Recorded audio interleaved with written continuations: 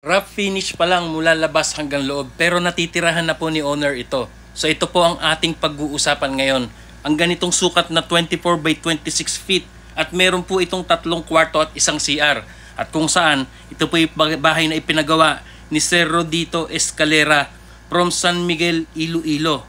So yan po ang ating tatalakayin dahil po ito'y binahagi sa atin ang bawat detalye ng mga materyales na ginamit dito upang mailathala din sa inyo at mapagbasihan nyo sa inyong pagpapagawa ng bahay. Kaya yung ganito lamang na rough finish ay kung magkano na ang inabot na gastos, labor and materials. Kaya ito po't umpisahan at talakayin na agad natin yan. So guys, ayon po sa details ni Sir Rodito, na ang sukat po ng bahay na ito ay 24 feet by 26 feet. Kinonvert po natin ito by the meters at lumalabas na 7.2 meters by 7.8 meters. In total of 56 square meters. Guys, ito po ay meron 3 kwarto at isang CR. Kitchen and dining area at maaliwalas na sala.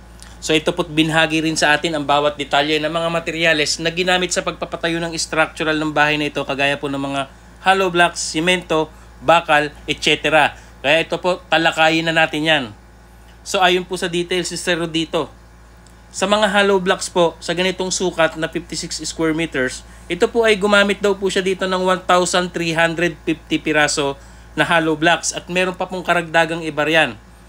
And then guys, sa mga semento naman ay umabot po ito ng 135 piraso or bag na semento. Sa mga bakal naman po ay gumamit ng 12mm, 10mm at 9mm. At sa estimate po, Sir dito, lahat-lahat ay umabot po ng 250 pirasong bakal. Yan, assorted sizes na po yan. At sa mga buhangin naman po, ay nakapagpa-deliver daw po siya dito ng 26 cubic.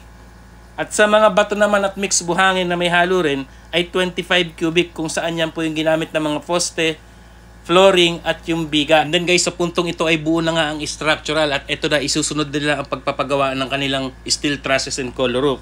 So ito naman ayon sa details ni Sir Rodito. Dito po sa kanilang steel trusses ay gumamit po sila dito ng mga C-purlins. Nang sukat po ay 2x6, 6 na piraso. And then gumamit din po sila dito ng 2x3, 28 piraso. Yan po yung pinakapamakuan ng yero. And then gumamit naman po sila sa bubong or yero ng color roof long span rib type. At ang haba po nito ay 9.5 meters. At ito po ay 4 na piraso. Gumamit din sila ng 9 meters, 4 na piraso. At yan na nga po yung kabuuan at kitang-kita na nga yung forma ng bahay at nalagyan na nga po ng bubong. So guys, ito na nga po yung full video house tour na makikita natin in actual kung gaano nga ba kaaliwalas or kaluwang itong 24 by 26 feet na meron pong 3 kwarto at isang CR. Kahit nga po ito'y rough finish pa lang labas at loob, eh ang importante natitirahan na nga ng pamilya ito at meron pa nga po silang tindahan.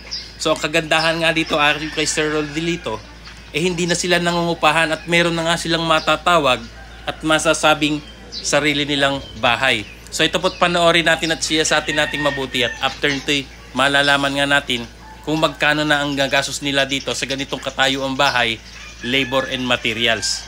So guys, ito na nga po, pagpasok natin, ito po yung sala. So maluwang din po yung setup ng sala nila. So totally rough pa lamang din po ito, wala pa siyang palitada. And then ito po yung kanilang kwarto. Ayan, kurtina lamang po ang takip nila, tapos yung bintana, kawayan pang samantala. Yan nga ang importante ay natitirahan na. Ayon nga kay Sir Rodito ay tunay nga namang talagang napakasarap ng pakiramdam kahit hindi pa tapos or nakitang fully finished ang kanyang pinagawang bahay, talagang maipagmamalaki mo at proud ka na nakapagpatayo ka ng bahay at ang kagandahan nga meron kang masasabing sarili mo ito at sarili mong bahay.